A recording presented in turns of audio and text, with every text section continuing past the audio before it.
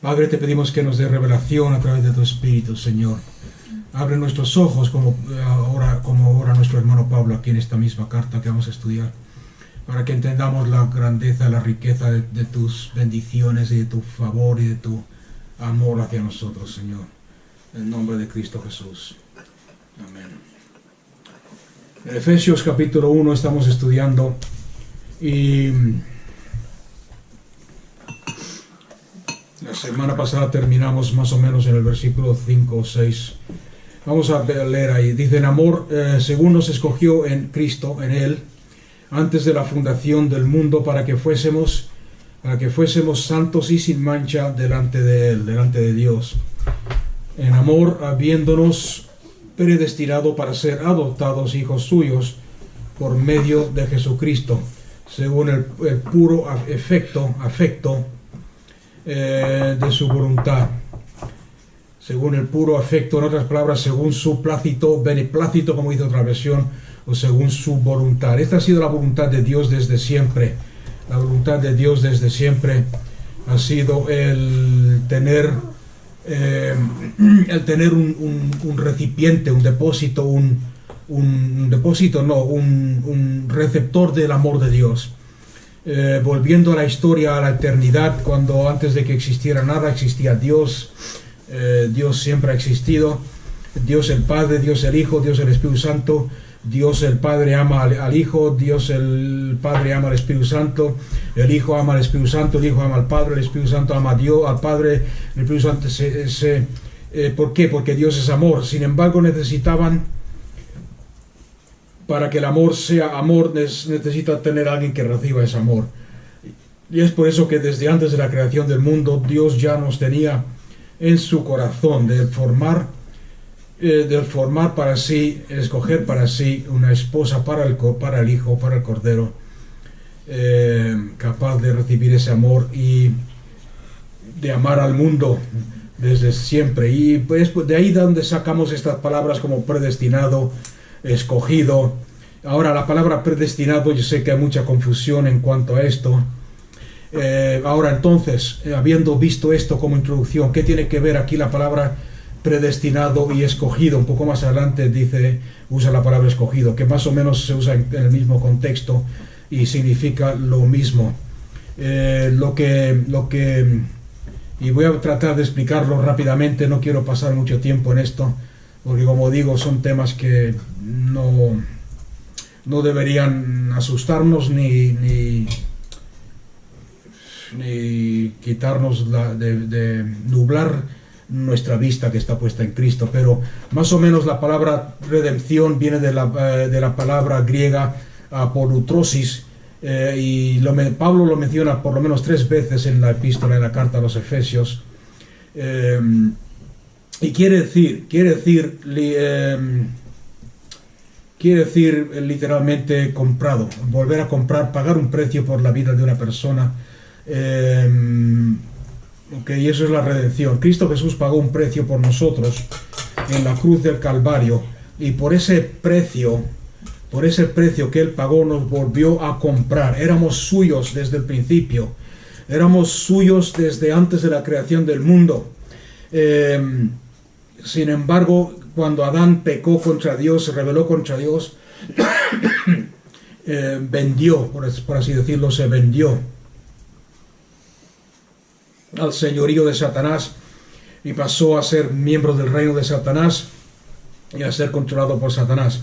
Cristo Jesús tuvo que venir a recomprarnos, redención, recomprar lo que era suyo. Y de ahí tenemos el concepto de la redención. Ahora, la predestinación es que antes de la creación del mundo estábamos en Cristo, y todo lo que existe fue creado en Cristo, por Cristo y para Cristo. El hecho de que Dios conoce todo, porque es Dios, y conoce nuestro futuro desde nuestro pasado. Para Él el tiempo no existe, y el pasado, presente, futuro. Dios está en el tiempo, no está controlado por el tiempo, sino que está en el tiempo. Entonces Dios sabe Dios sabe cómo vamos a responder a su llamado, cómo vamos a responder al sacrificio de su Hijo Cristo, de su Hijo Jesús en la cruz de Calvario. Sabe cómo vamos a responder. Y de acuerdo a ese conocimiento de un Dios que conoce nuestro futuro desde nuestro pasado, va a tratar con nosotros, no sé si me entendéis o no, revelándonos más de Cristo, revelándonos lo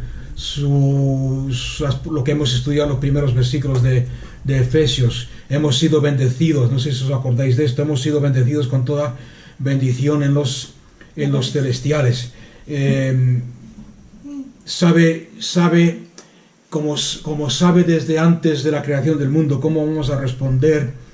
Va preparando nuestro camino, moldeándonos, formándonos, nos trata a cada uno de una forma individual, según nuestro carácter, según nuestra personalidad, pero siempre con el mismo propósito, que es formar a Cristo en nosotros, y que Cristo sea formado en nosotros. ¿Por qué? Vamos a verlo en el versículo 10 de Efesios 1 dentro de un minuto. Esto, entonces, estamos predestinados en Cristo Jesús. En otras palabras, el que es escogido, el que ha sido escogido por Dios, no somos nosotros como individuos, sino que es Cristo, su Hijo, que fue escogido, predestinado desde antes de la fundación del mundo para ser el Cordero que fue inmolado por los pecados del mundo, para restaurar a la humanidad. Y de acuerdo a esa predestinación, nosotros, estando en Cristo, hemos sido predestinados en Cristo. Y veréis que esa palabra "en", que ya la hemos estudiado un montón de veces, está a través de toda esta epístola del apóstol Pablo a los creyentes. En Cristo Jesús hemos sido bendecidos en los celestiales. En Cristo Jesús hemos sido predestinados, hemos sido escogidos en Él.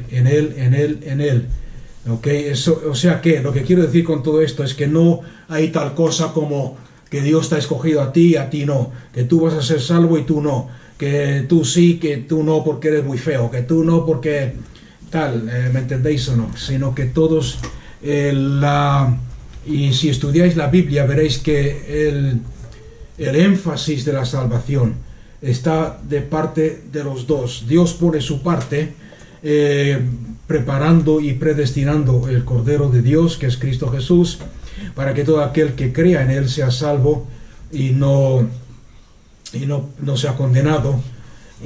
Pero por nuestra cuenta, nosotros tenemos que escoger el creer y aceptar ese sacrificio, esa manifestación del amor de Dios que hizo Dios en la cruz del Calvario a través de su Hijo Cristo Jesús.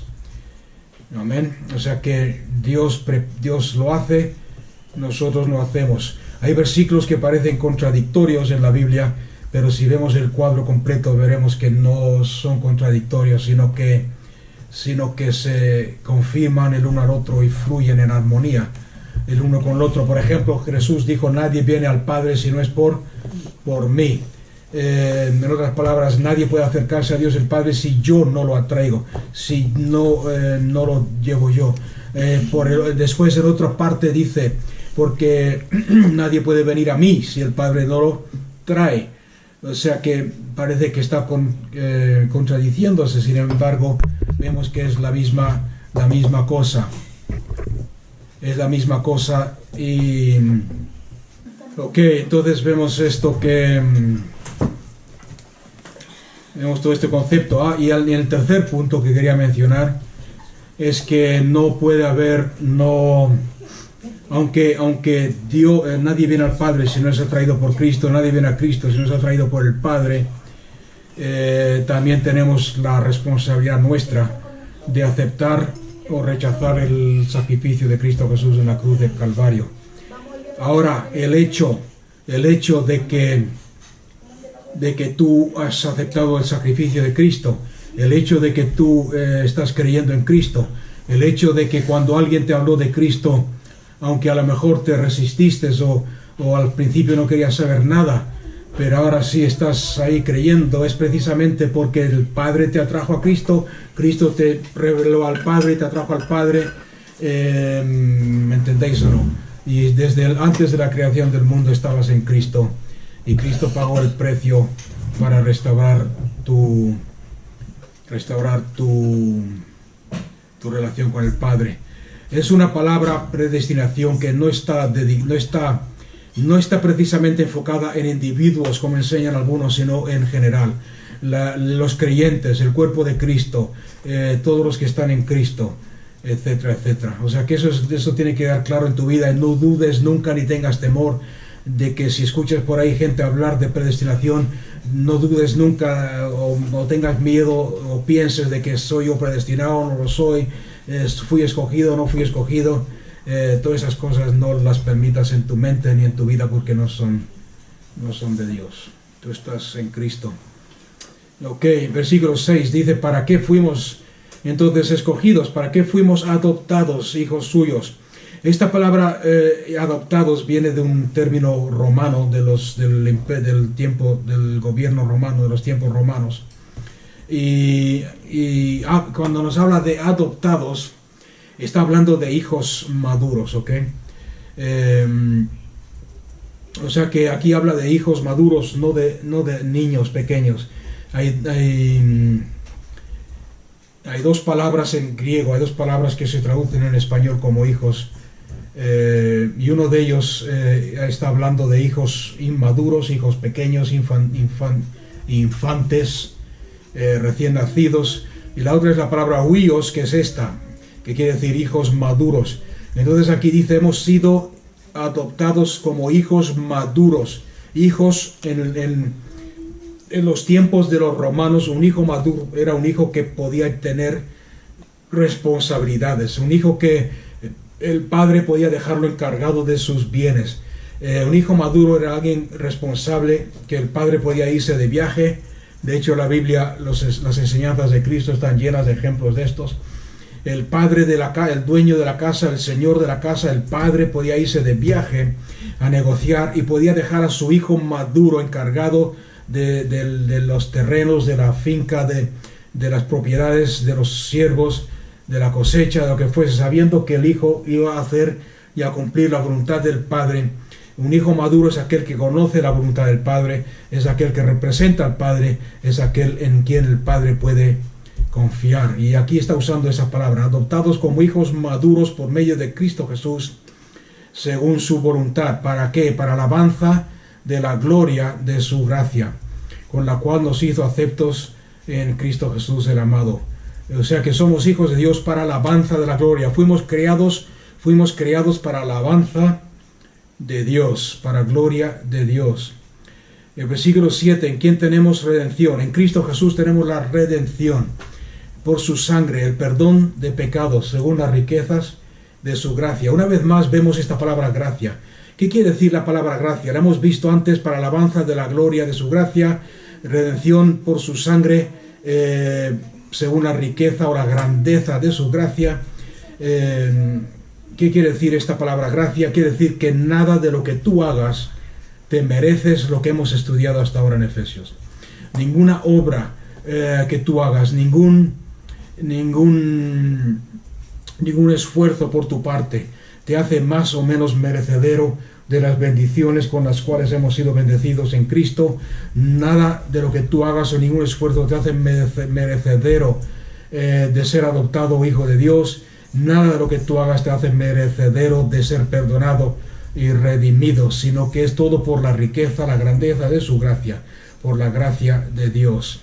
Y esta gracia la hizo sobreabundar para con nosotros en toda sabiduría e inteligencia. Ok, entonces aquí tenemos algo importante.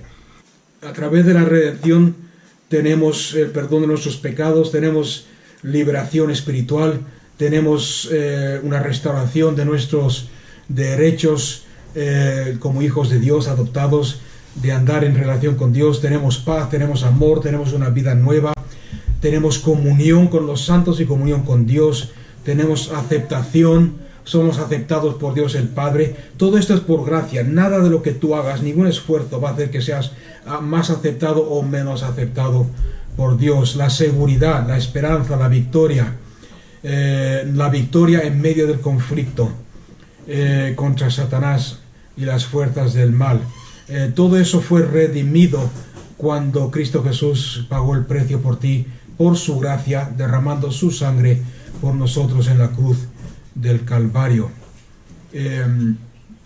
Y no solo eso, sino que nos dio esa gracia, nos ha dado toda sabiduría e inteligencia para que conozcamos el misterio de su voluntad, según su beneplácito, según su deseo.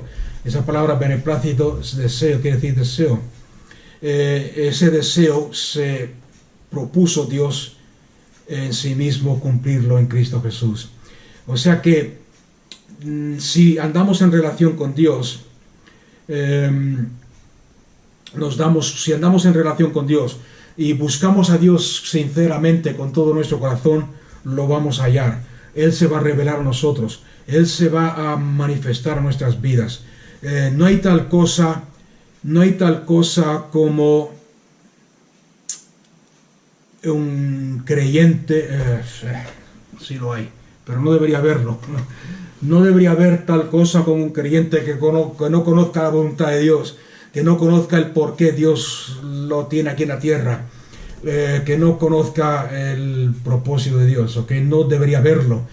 Ahora, digo no debería haberlo porque sí los hay, y sí los hay tristemente porque no se está enseñando la verdad, la palabra de Dios como debería, como está escrito en la Biblia.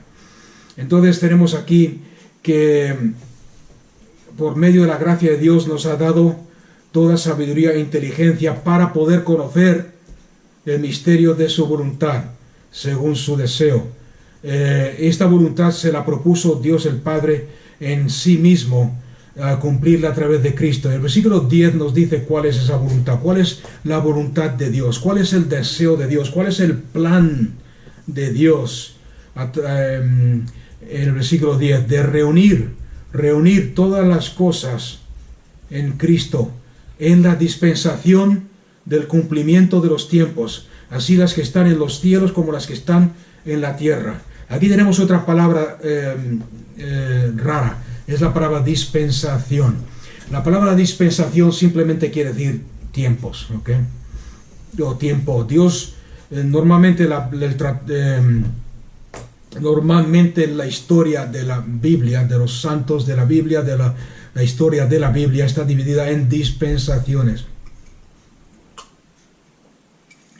Y la diferencia entre una dispensación de otra, más que nada, o casi siempre tiene que ver con el cómo trata Dios a la gente durante esa dispensación.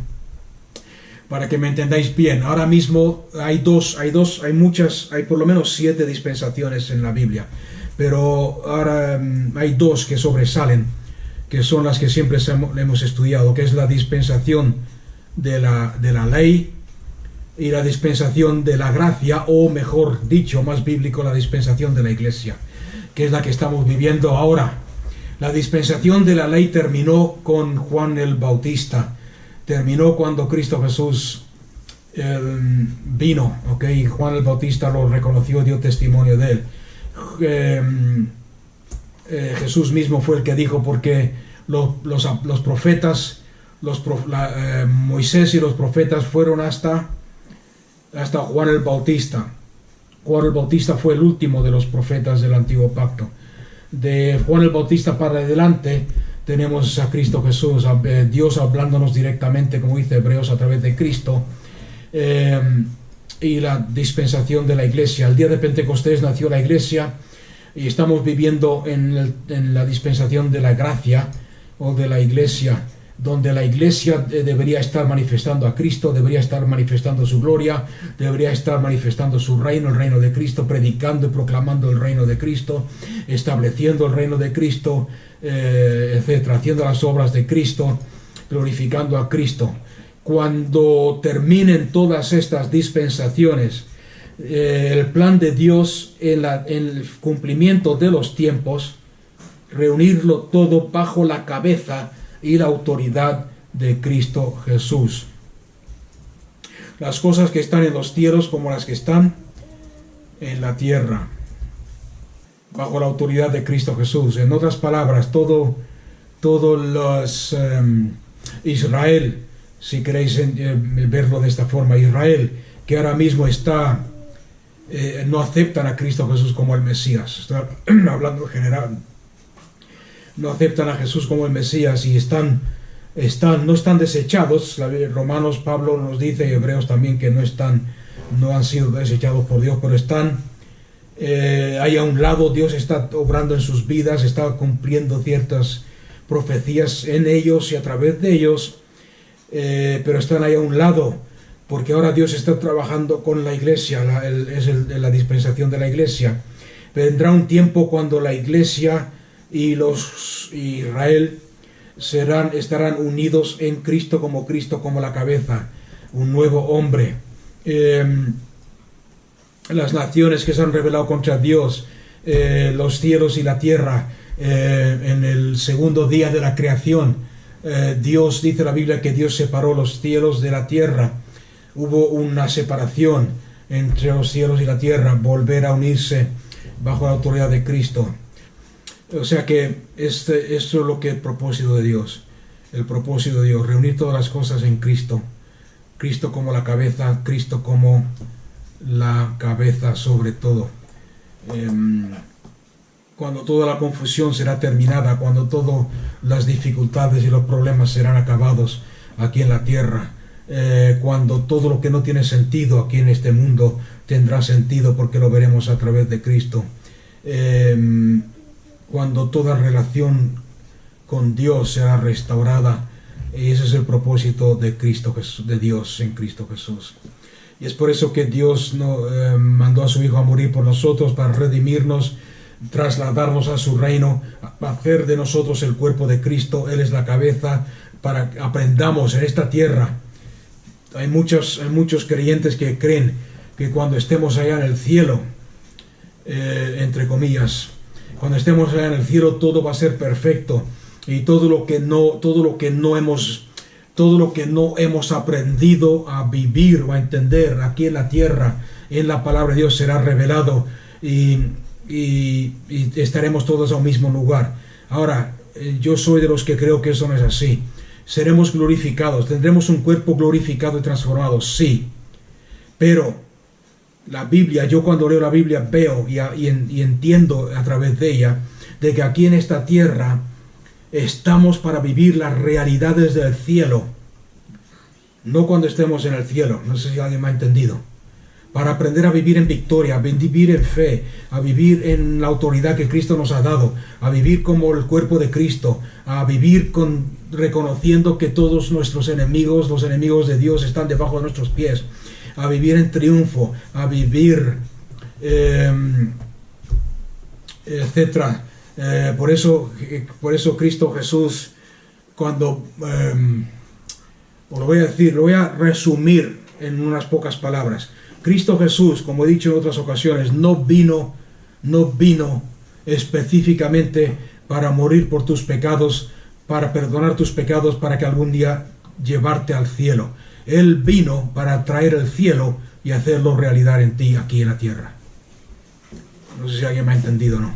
Es por eso que cuando los discípulos le preguntaron, enséñanos a orar, lo primero que él les dijo fue eso: venga, orar esto, proclamar esto. No es una petición, es una declaración. Declarar esto: venga tu reino y hágase tu voluntad aquí en la tierra como en el cielo. El cielo manifestado aquí en la tierra, el creyente viviendo el cielo aquí en la tierra. ¿Ok? Hay un corito que se canta por ahí. No soy mucho de coritos, no sé quién lo canta ni sé la letra. Lo único que sé es que dice algo así como... y tampoco sé si está en inglés o en español. Pero dice así algo como: tu presencia es como el cielo para mí. ¿Lo habéis escuchado? Dice algo así, ¿no? Entonces, esos son rasgos de lo que estoy tratando de explicar. que Cristo Jesús no vino a morir aquí para llevarnos al cielo, vino a morir para traer el cielo y hacerlo realidad en tu vida aquí. Y todo lo que la Biblia te enseña, todo lo que el Espíritu Santo te enseña, todo lo que el Espíritu Santo está moldeando en tu vida, todo lo que te está enseñando a través de la tribulación y de las pruebas es para que viva la realidad. Empieces a vivir la realidad del cielo aquí en la tierra, para vivir la realidad del cielo aquí en la tierra.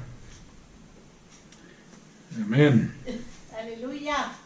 Y esa es la herencia, versículo 11, sigue diciendo, en Cristo Jesús asimismo tuvimos herencia, habiendo sido predestinados conforme al propósito del que hace todas las cosas según el designio de su voluntad. En Cristo Jesús tenemos una herencia en Cristo, la misma herencia que tienen los santos. Hemos sido hechos coherederos de Dios en Cristo Jesús. Todo lo que el Cristo Jesús, nuestro Señor, ha heredado es nuestro, somos coherederos con Él. Todo lo que el Padre le ha prometido a Cristo, nos lo ha prometido a nosotros. Lo tenemos nosotros como herencia.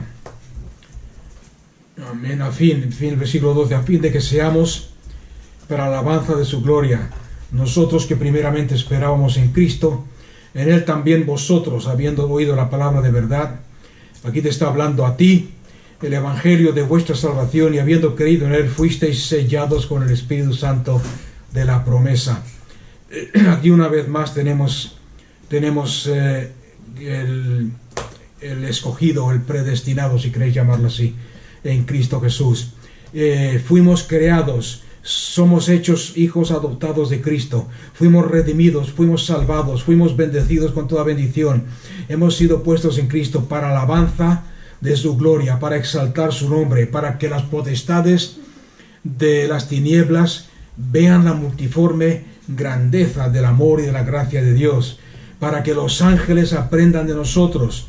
Esto yo me acuerdo haberlo mencionado antes en otro estudio, pero no sé si lo saben o no. La Biblia nos enseña que los ángeles nos están observando a la iglesia de Cristo, nos están mirando, nos están observando, porque están aprendiendo de nosotros, aprendiendo muchas cosas, aprendiendo lo que es vivir bajo la autoridad de Cristo, aprendiendo lo que es vivir como hijos adoptados de Dios, aprendiendo de nosotros lo que es obedecer a Dios, no por obligación, no porque seamos unos robots en las manos de un Dios soberano, sino porque queremos obedecer, porque lo amamos. Aquel que me ama guarda mi palabra. Es una señal del amor que tenemos hacia Dios. Obedecemos por amor. Los ángeles están observando todo esto. Cuando Cristo Jesús se hizo hombre, los ángeles, dice la Biblia, no se lo creían. ¿Cómo puede ser? ¿Cómo puede ser? En Hebreos nos da un rasgo de esto, cuando dice, porque hubo uno que en un tiempo dijo, ¿quién es el hombre? ¿Quién es el hombre? Dios eterno, Padre celestial. ¿Quién es el hombre para que tú lo tomes en cuenta? ¿Quién es el hombre para que tú te hagas como ellos? ¿Quién es el hombre para que tú te humilles y te hagas siervo y te hagas carne y tomes la forma del hombre? ¿Quién es el hombre para que lo tomes en cuenta? Para que tú lo redimas, para que tú derrames tu sangre por él, por él o por ella, para que los tomes en cuenta, para que te hagas como ellos. Lo has hecho un poco menor que Dios, que Elohim. Lo has coronado con gloria y lo has puesto sobre toda tu creación. ¿Quién es el hombre? Los ángeles están viendo a ver qué hacemos nosotros con ese sacrificio de Cristo, qué hacemos nosotros con ese amor, qué hacemos nosotros con ese acto soberano y grande, poderoso de Dios, creador supremo del cielo y de la tierra. Y eso es lo que el versículo 12 significa, a fin de que seamos para alabanza de su gloria. Hemos sido sellados con el Espíritu Santo de la promesa, que es la garantía de nuestra herencia, hasta la redención de la posesión adquirida para alabanza de su gloria. O sea que aquí tenemos otra vez una confirmación de tu salvación. Hemos sido sellados con el Espíritu Santo. En otras palabras, el sello del Espíritu Santo sobre su vida significa que le perteneces a Dios. Antiguamente, este es otro ejemplo que usa Cristo Jesús, que usa Pablo, sacado de la época en la cual él vivía, que era la época romana. Los romanos tenían esclavos, tenían siervos, ¿no? Cuando era el día de la compra, que tenían que ir al mercado. En esos tiempos no tenían coches como los nuestros, no tenían la compra en línea por internet, que te lo traen a la casa por... Entonces los señores los señores iban al mercado y decían, la mujer iba al mercado a comprar la comida para un mes, por ejemplo, y había un saco de 20 kilos de arroz. Lo pagaba y lo sellaba con el sello como este. Lo sellaba. 50 kilos de patatas, lo pagaba, lo sellaba. 20 kilos de tal, lo sellaba. Y después se iba a su casa en su carruaje. Y esa misma tarde o al otro día mandaba a su siervo al mercado y le decía, todo lo que tiene mi sello, todo lo que está sellado con el sello mío es propiedad mía, está pagado, me pertenece a mí, ve y recógelo y tráelo. Entonces el esclavo iba con el carro, un carro grande, y recogía, esto tiene el sello de mi señor, esas patatas tienen el sello de mi señor, esto tiene el sello de mi señor, lo echaba, lo cargaba al carro y volvía a la casona. Ok, y esto es lo que estaba hablando aquí el apóstol Pablo. Habéis sido sellados con el Espíritu Santo de la promesa. Ese es el versículo 13. ¿Eso qué quiere decir? Que le perteneces a Dios. Él te ha sellado. Cuando Cristo Jesús venga a buscar, y fijarse bien que no dice a los suyos, dice que vino a buscar a los suyos, a lo que pertenece. ¿Qué es lo que va a buscar Cristo Jesús cuando venga? Va a buscar a aquellos que tienen el sello. Esto fue pagado cuando vengan los ángeles. Cuando Jesús les enseñó sobre la mies, y había un hombre que sembró trigo en un campo y después vino el enemigo y sembró entre el trigo, sembró la cizaña, y la cizaña y el trigo crecieron juntos. Y si no entiendes mucho del campo y tal, es muy similar el trigo y la cizaña. Y le preguntaron al maestro, ¿quieres que arranquemos la cizaña? Y el maestro le dice, no arrancarla, no vaya a ser que junto con la cizaña arranquéis también el trigo. Pero cuando sea el tiempo de la siega, mandaré a mis ángeles, los siervos, mandaré a mis ángeles, y ellos cogerán la cizaña y la dejarán la cizaña primero, la apartarán, la atarán en manojos y la echarán fuera, y después cosecharán mi trigo. Eso es lo que Dios nos está hablando aquí. ¿Cuál es la diferencia? ¿Cómo lo sabe? Los ángeles vendrán, recogerán de los 4 vientos de la tierra, de las 4 esquinas de la tierra, a aquellos que tienen el sello, a aquellos que están sellados con el Espíritu de Dios. Esa es la primera cosa. El versículo 14 no termina ahí, sigue diciendo, este Espíritu Santo no solamente es el sello que os confirma como propiedad de Dios, de que el precio que pagó Cristo Jesús fue suficiente, sino que también es un depósito.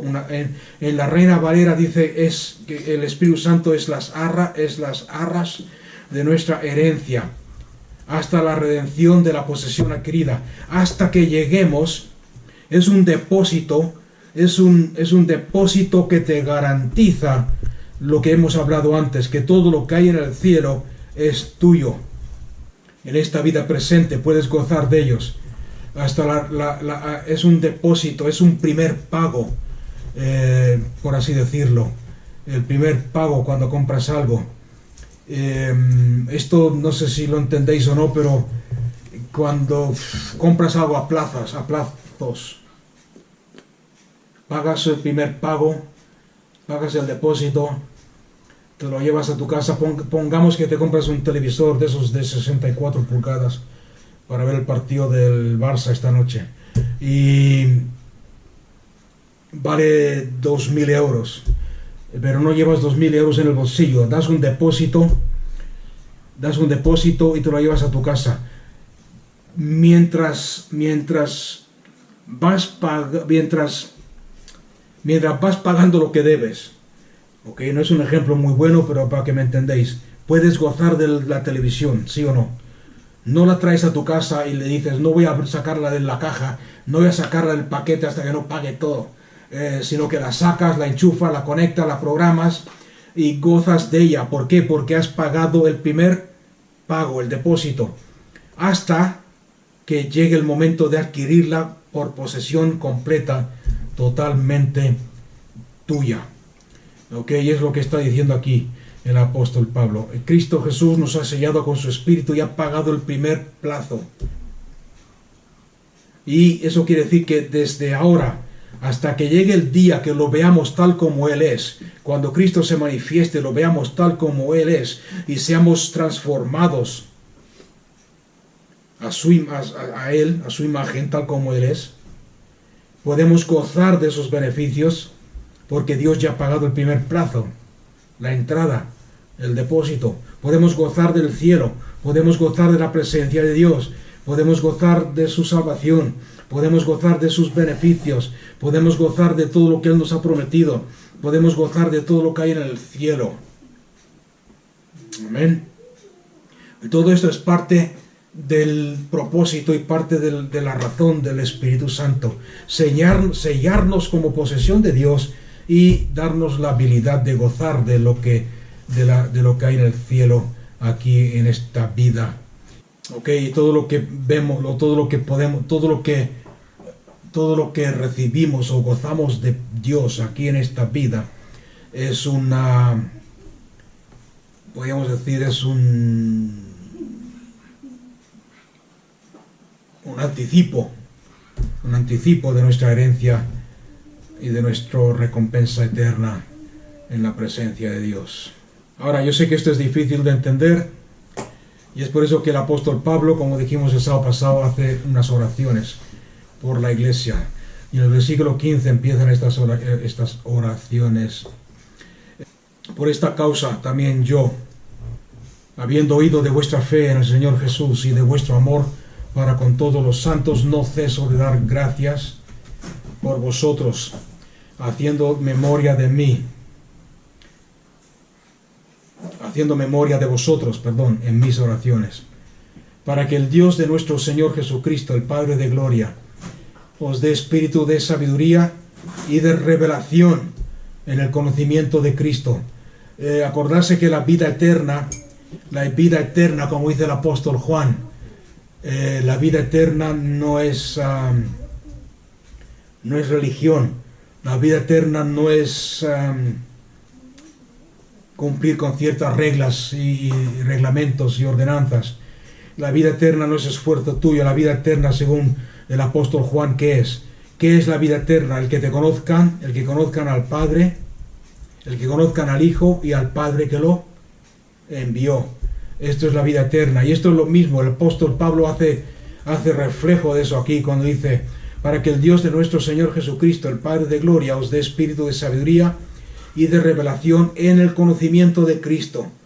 En otras palabras, os dé revelación para que conozcáis a Cristo, conozcáis quién es, conozcáis lo que os ha prometido, conozcáis lo que ha hecho por vosotros en la cruz del Calvario. Esto es la vida eterna.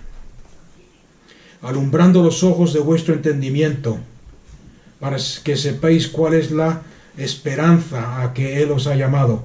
En otras palabras, si hemos sido sellados con el Espíritu Santo y si aprendemos, porque tristemente muchos creyentes no hemos aprendido a vivir en estas realidades que estoy mencionando yo, que están en el Evangelio. Si aprendiéramos a vivir en ellas, aprendiéramos lo que Cristo Jesús hizo y lo que Pablo está tratando de enseñarnos aquí, estaríamos gozando de muchos de estos beneficios de la eternidad.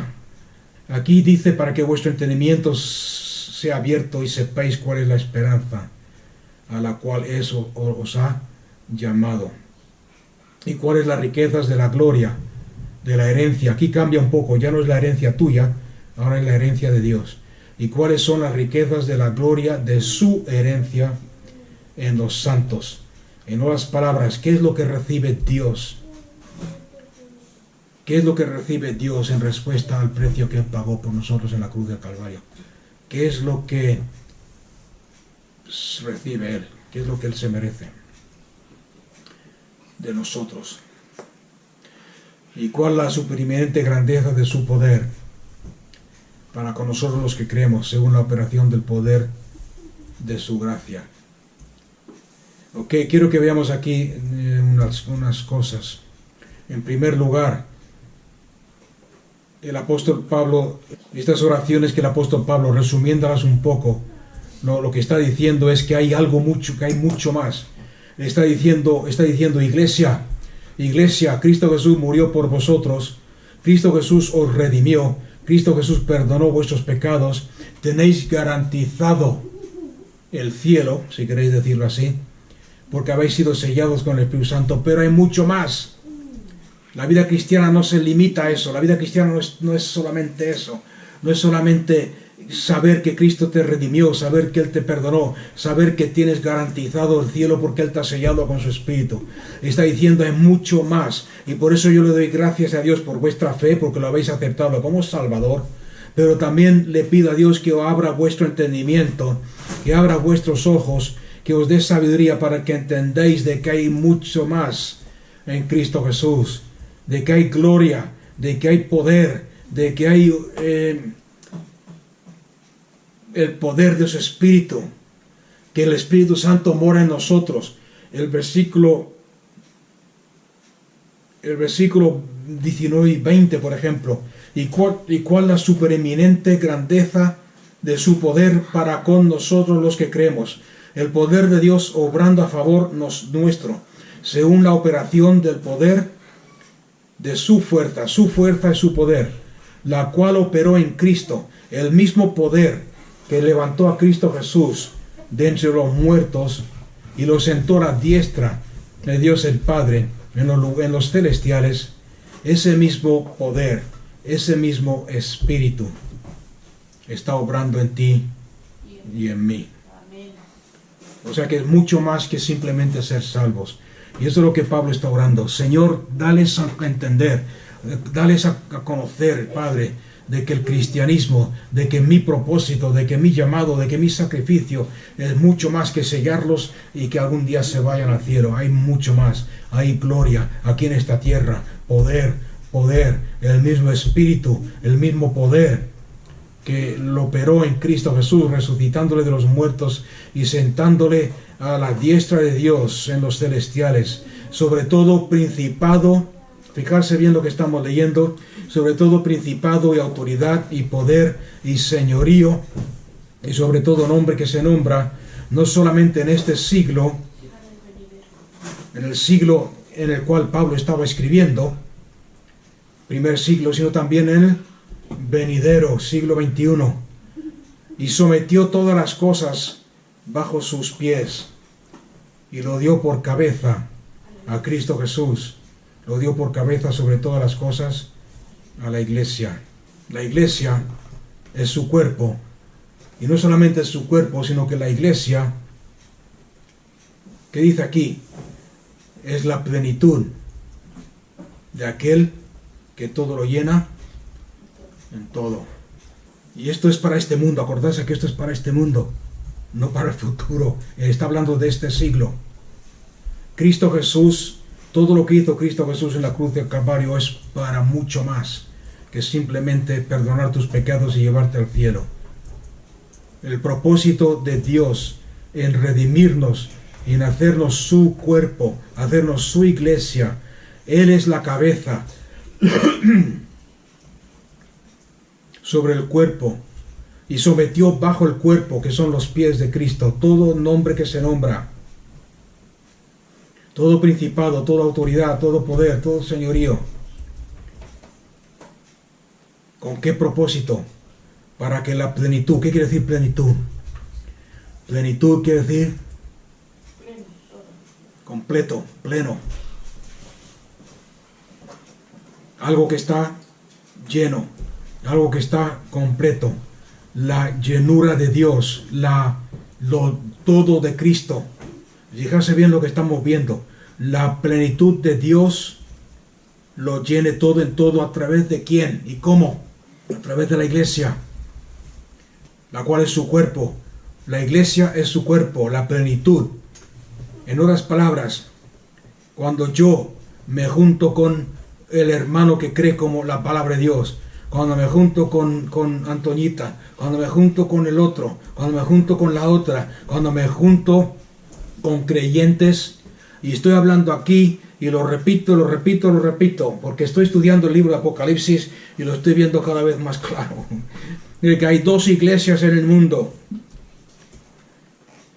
Una iglesia visible, hecha por el hombre y formada por el hombre y controlada por el hombre, donde el Espíritu Santo tiene muy poco lugar, porque no se le deja y se le tiene miedo.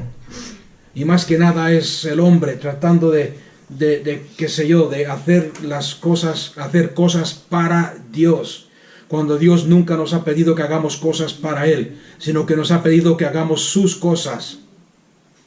En otras palabras, que obremos por Él, no que hagamos para Él. No sé si veis la diferencia.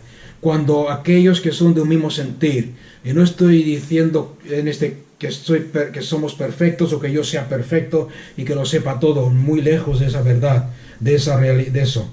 Pero lo que estoy diciendo, personas que creen esto que estamos enseñando aquí, que creen lo que Pablo está enseñando a los Efesios, cuando yo me junto con un hermano que cree lo mismo, me junto con una hermana que cree lo mismo, o estoy en contacto con Antoñita que cree lo mismo, estoy en contacto con la otra que estoy lo mismo, Antoñita en Callosa, yo aquí en Murcia, el otro hermano en Alcantarilla, el otro en Sevilla, el otro, somos el cuerpo de Cristo, aquel que lo puso todo debajo de nuestros pies, aquel que ha vencido en la cruz del Calvario. Estamos llenando el mundo de la plenitud de aquel que todo lo llena en todo. Somos la expresión de Cristo completo. No sé si os suena esto, 1 Corintios 12, 1 Corintios 14.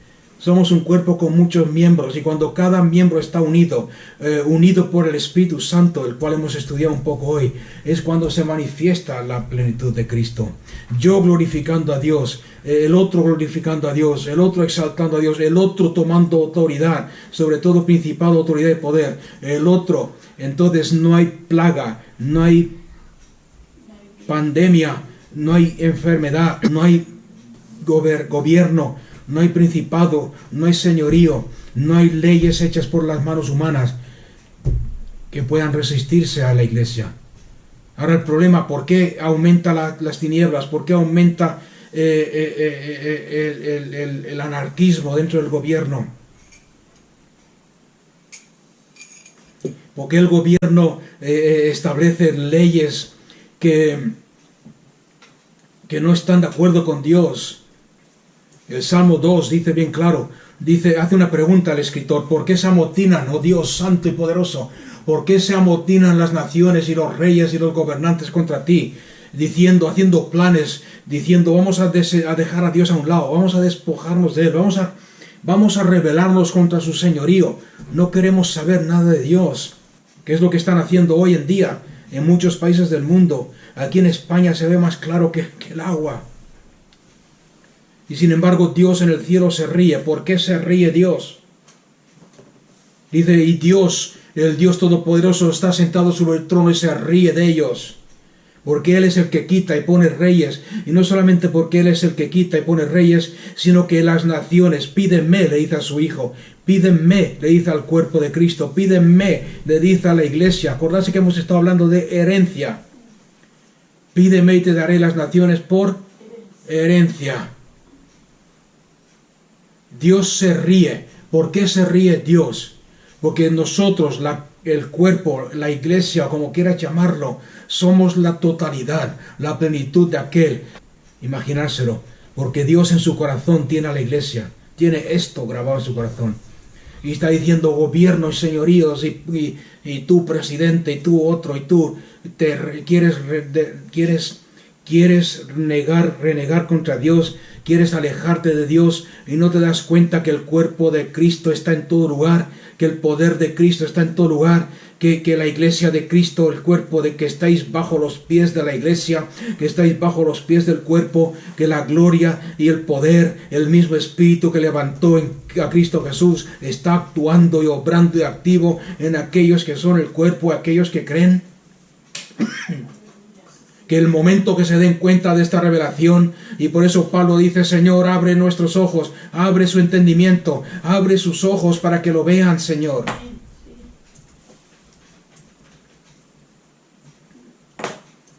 Que somos la plenitud, la totalidad de aquel que lo llena. Estamos esperando a que venga Dios del cielo.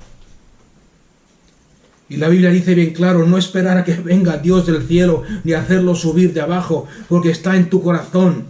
El Espíritu que levantó a Cristo de los muertos está en ti, en tu corazón y en tu boca. Empieza a confesar, empieza a declarar la palabra, empieza a declarar quién eres, empieza a usar lo que Dios te ha dado. Soy hijo de Dios por adopción, soy hija de Dios por adopción. No solamente eso, coheredero. España me pertenece, España le pertenece al cuerpo de Cristo, España le pertenece a la iglesia, España le pertenece a Cristo.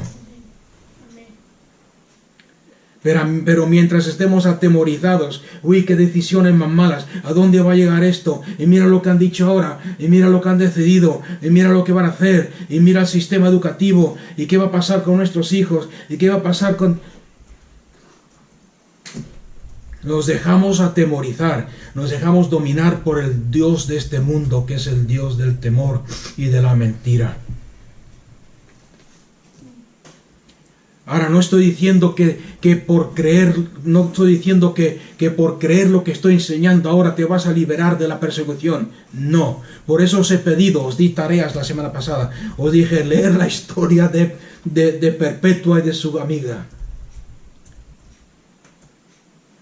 Porque estas dos hermanas tenían oportunidad tras oportunidad de ser libres. Una de ellas, la feliz, estaba esperando un bebé, estaba encinta cuando la llevaron presa. Según la ley romana, podía haber dicho, estoy esperando un bebé. Y según la ley romana, podían haberle dado libertad, aunque fuese por un tiempo corto, porque era cristiana y tarde o temprano bajo la persecución iba a morir. Pero podía haber salido de la cárcel, haber dejado de sufrir, porque según la ley no podían tenerla presa mientras estaba encinta. Tenía que darle luz a su hijo, tenía que criarlo, etcétera, hasta cierta edad. Sin embargo, estando presos, se pusieron de rodillas y no dijeron, me voy a aprovechar de esta oportunidad, sino que se pusieron de rodillas en la celda de la prisión y empezaron a orar. Y todavía le quedaban 3 meses para que naciera el bebé. Y empezaron a orar, Señor, haz que este bebé nazca ya, para que yo pueda dar mi vida por ti. Porque para mí el vivir es Cristo y el morir es ganancia. Eso es la victoria. Perpetua decía, esto es la victoria. Esto es la victoria, dar la vida por Cristo. La victoria, como empecé con la victoria. Nosotros tenemos un concepto muy erróneo de la victoria porque pensamos carnalmente y nuestra mente es terrenal. Y la Biblia dice, si sois del cielo, poner vuestra mente en las cosas celestiales. Para nosotros la victoria es vivir bien, no tener persecución, pasarlo bien y que Dios nos bendiga y que Dios nos proteja de todo. Sí, Dios nos va a proteger, Dios nos va a bendecir, Dios ya nos ha bendecido, de hecho. La única diferencia es que si nuestra vista está puesta en los cielos, sabemos que nuestra victoria no se mide igual que el mundo mide la victoria. No sé si alguien me está entendiendo. No se mide igual. Para mí el morir es ganancia. Si yo muero dando mi vida por Cristo, estoy ganando, estoy en victoria, he vencido. Porque me espera una corona de gloria. Todos aquellos que han perdido su vida, han dado su vida por Cristo Jesús. han sido martirizados, quemados en las hogueras, dados a los leones, a los osos, a los gladiadores. La Biblia nos dice que están esperando debajo del trono de Dios, esperando. ¿Qué están esperando? No sé si lo habéis leído en Apocalipsis, pero ahí dice que y yo, Juan, vi a los mártires que dieron su vida por el Cordero de Dios, debajo del trono del Cordero, diciendo al Señor: Señor, ¿hasta cuándo? ¿Hasta cuándo? ¿Hasta cuándo? Y el Señor: ¿hasta cuándo tenemos que estar aquí sin recibir nuestra recompensa? Y Dios le responde: hasta que el número de los mártires, de aquellos que estén dispuestos a dar su vida por Cristo en victoria, se ha cumplido. Entonces recibiréis la corona de gloria. Si queréis otro testigo, si queréis otro testimonio, Hebreos capítulo 11, el gran capítulo de la fe, de los vencedores de la fe, termina diciendo, en Hebreos capítulo 11, termina diciendo: y todos estos, aunque alcanzaron, hablando de todos los que dieron su vida por Cristo, y todos estos, aunque alcanzaron buen testimonio mediante la fe, no recibieron lo prometido. ¿Por qué no lo recibieron? ¿Por qué no lo recibieron? ¿Porque Dios no quiso dárselo? No. Dice: proveyendo Dios alguna cosa mejor para nosotros, para que no fuesen ellos perfeccionados aparte de nosotros. ¿Qué está diciendo? No es que Dios nos diga: mira, aquí tenéis vuestra corona, recibidla. Dicen: no, no la queremos. Estamos esperando a nuestros hermanos ahí en la tierra que terminen su carrera. Lo estáis viendo ahí en Hebreos. Estamos esperando que ellos terminen su carrera, y cuando ellos vengan, cuando ellos terminen su carrera, y den su vida por Cristo si es necesario, entonces juntos recibiremos nuestra recompensa, porque no queremos ser perfeccionados aparte de ellos. Y eso es la vida del creyente. En otras palabras, no quiere decir que que vamos a ser libres de persecución y libres de todo lo malo, sino que en medio de este mundo que está sumido en el pecado, en la oscuridad, somos la plenitud de aquel que todo lo llena en todo. Somos autoridad, somos el poder de Dios, somos el testimonio de Dios, sobre todo principado y autoridad. Sobre todo principado y autoridad. En otras palabras, detengamos la pandemia en el nombre de Cristo. En otras palabras, echemos atrás todas las leyes que se oponen a Dios y que quieren destruir el testimonio de Cristo. En otras palabras, levantémonos con la autoridad que Dios nos ha dado y traigamos libertad a nuestros vecinos que están atados y oprimidos por Satanás. A la gente que estamos cuidando, como testificaba la hermana antes. Pongamos las manos sobre los enfermos y serán sanos en el nombre de Cristo. Echemos fuera demonios, traigamos libertad, rompamos cadenas, liberemos a los cautivos. No estamos aquí en esta tierra, hermanos, para hacer culticos. Estamos aquí en la tierra para hacer la plenitud, la manifestación plena de aquel que venció en la cruz del Calvario y que todo lo llena en todo. Animándonos el uno al otro, y más cuando ese día se acerque. ¿Qué día? El día que tengamos que tomar una decisión. O soy la manifestación de la plenitud de aquel que todo lo llena en todo, o me escondo debajo de mi cama y niego mi fe en Dios. Me someto a lo que el gobierno y el mundo demanda, o me mantengo firme sabiendo que Cristo, Salmo 91, que estoy escondido bajo la sombra de las alas del Altísimo, y caerán a mi lado 1000 y a mi diestra 10.000, mas a mí no me tocarán. Pero quiero que si podéis leer la historia de estas dos hermanas, y no solamente ellas, sino los mártires en general. En el internet podéis descargarse el libro de los mártires de Fox.